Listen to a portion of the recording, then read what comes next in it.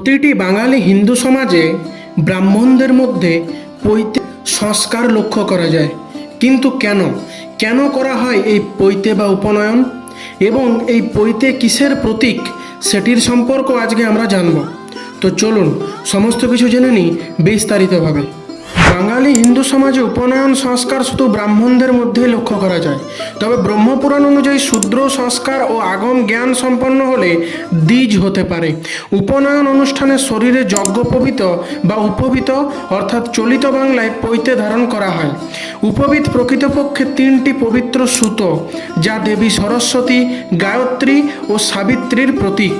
অর্থাৎ পৈতের মধ্যে যে তিনটি সুতো অবস্থিত থাকে সেটি একটি দেবী সরস্বতী এবং অপরটি গায়ত্রী এবং শেষ সুতোটি সাবিত্রীর প্রতীক। ব্রাহ্মণীয় ইতিহাস সম্পর্কে বিভিন্ন তথ্য পেতে আমাদের চ্যানেল আনটক হিস্ট্রিকে আজই সাবস্ক্রাইব করুন।